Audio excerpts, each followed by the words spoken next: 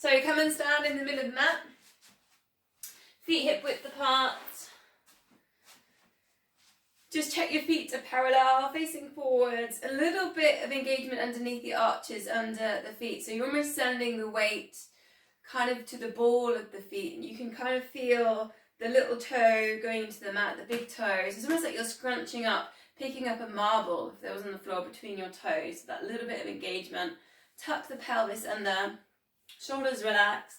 Length at the back of the neck, crown of the head goes up to the ceiling. We can open the chest by turning the palms forwards.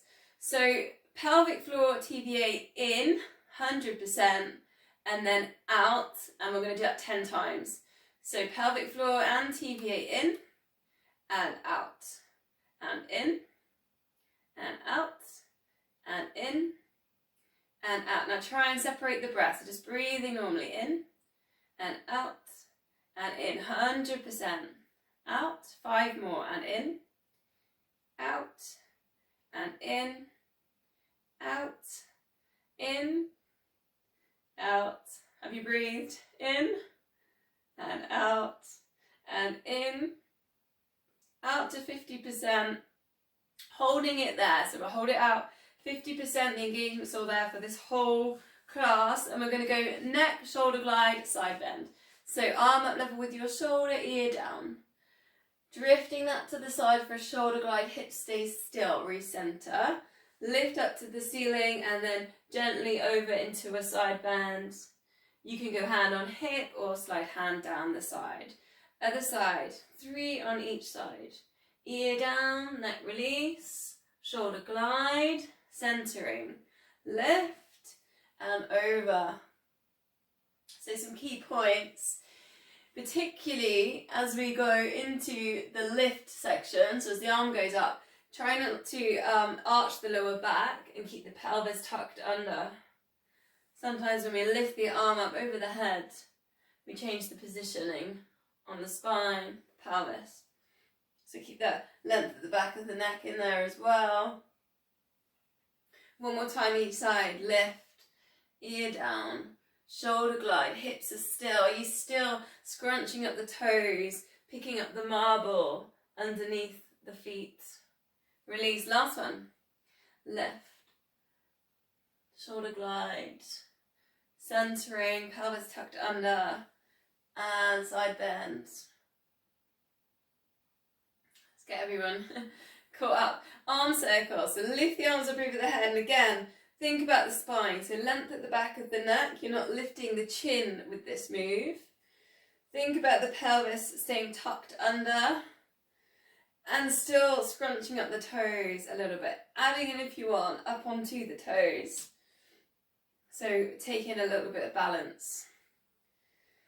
Another thing to notice is when the arms go up over the head, you don't lose the core. Sometimes the arms go up, we just lose TVA, so keep that engagement, that 50%. Maybe to get the balance as you go on your toes, squeeze the glutes. Just 2 more. Breathing in left, breathing out, coming down. So take hold of the elbows and bring that up over the head. So we're going to go over for a side bend. Now soften the knees slightly. Keep the core pulled in. Then gently come forwards. Deeply bend the knees to a ragdoll. And then slowly uncurl over to the other side. It's called a sundial, and then you can take it back. So soften the knees. Now to show you that, look, I'm really bending my knees. I'm almost in a squat, half a squat position. Because instead of thinking about a hamstring stretch here, think about a lower back release. So really think about the knees bending and the chest going to the thighs with this one. Nice and slow as well. Just one more. Breathing out as you tilt over, as you bend in. Drawing like a big circle there. So option, you can put your weights in. So grab your free weights, but we're going to scapular set. So if you've got weights, you can put them into your hands now. So just take the thumbs back into space and then recenter. Shoulders down and back. Feet facing forwards. In that same position, you know, like scrunching at the toes, picking up marbles, almost like you're ready to go. So there's a little bit of engagement there in the glutes.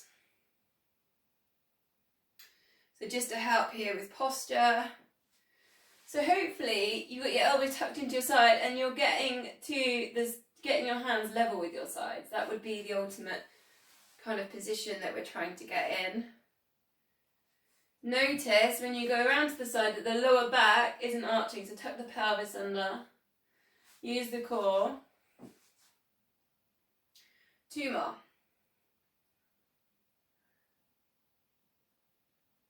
Keeping that length there at the back of the neck. Now, do you remember last week we did weights, but we did it sitting down, so we're going to try it standing up, because I want you to see if you can feel any differences with your pelvis. So tuck the pelvis under, engage the core, and we lift the elbows up. You can hold on to your weights here, and it's in and out. So this is kind of working with the chest, so you might feel that. Now, see if, I don't know, you can all mainly see yourself in the videos, so try not to let the elbows drop. Let's keep them up level with the shoulders. Length at the back of the neck. Now what can happen here is the head can like tilt forwards. So always imagine like you're falling asleep in the car and you're trying to keep in a nice comfortable position in the car when you're falling asleep, and you're trying to get that back of the neck on the back seat, the back headrest of the car. Maybe you're on surveillance or something like that. So then open, and then we did this one last week, lower and lift. And again, if you've got weights, it's difficult if they're quite heavy on this one. So the difference when we're standing compared to sitting is we've got to think about what the knees are doing. So softening in the knees. We've got to think about pressing the feet down into the mat.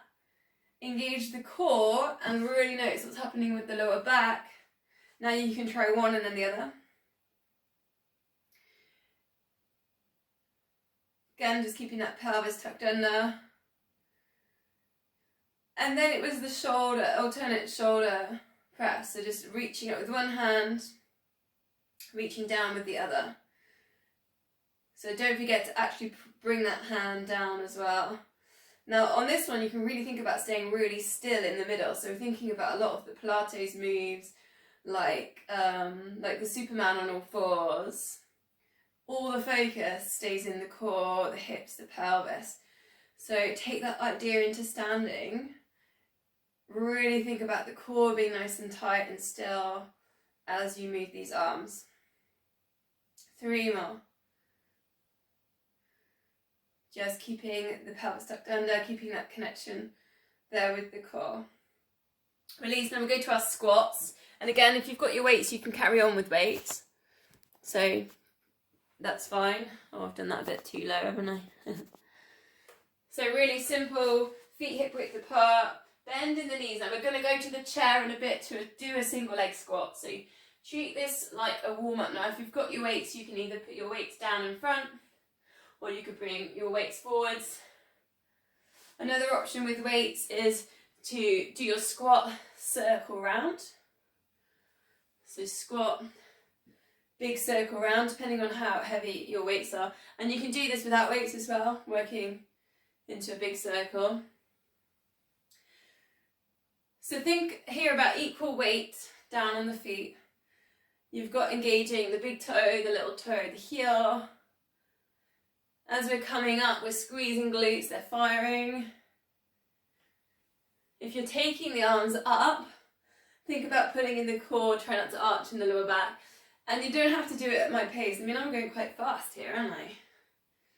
She's on fire. So just take it at your own pace. Breathing in, lift. Breathing out, coming down.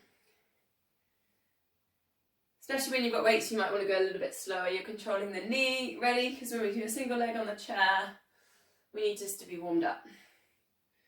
2 more.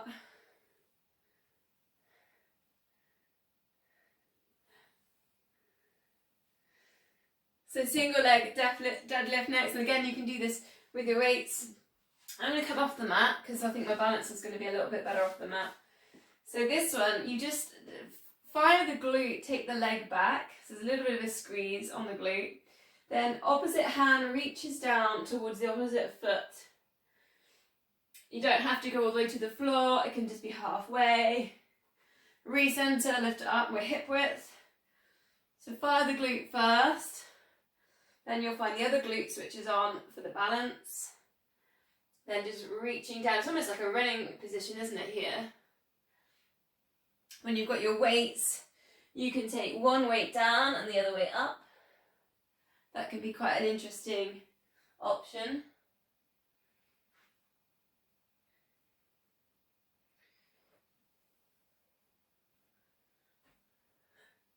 So I do normally put the weights in. Is it only last week I hurt my back lifting tables out of the village hall? So I'm not on weights at the moment because I'm just allowing that a little bit of time to recover. But otherwise I would be. So another little add-in is you could take arms up for like a full body stretch and then go into the move. So it's almost like re-centering, resetting yourself each time that you take into that move. Now, be aware that the foot that you're balancing on, bend that knee. So it's an eccentric strengthening move, the deadlift, on the hamstring. But you don't want that leg to be hyperextended straight. Okay, so you wouldn't want to be in a straight position completely on that leg. So bend that knee.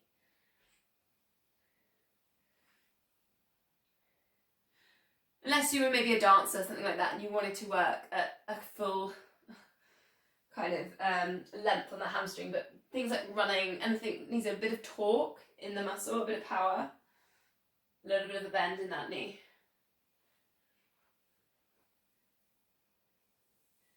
One more.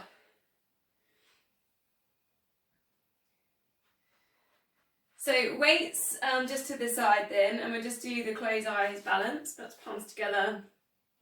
So if you can just shift the weight onto one foot and hold, maybe close eyes, count to 5. Try and find some inner core again. So go to pelvic floor, go to TBN, pull in, squeeze glutes. Then relax and release the arms and take 5 heel lifts. And then these don't need to be very high. It's just engaging the foot to the glutes to the pelvic floor, and we'll go up to the brain with that.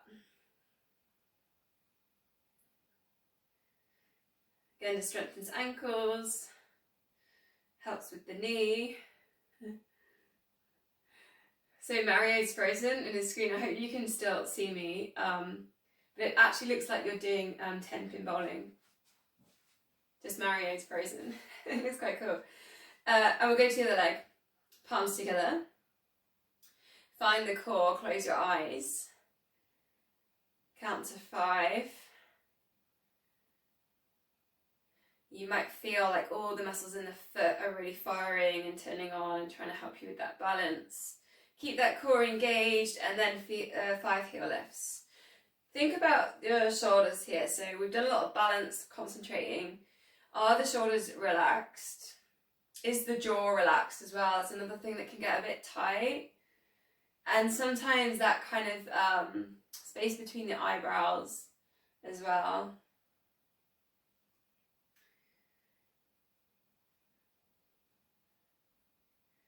Okay, so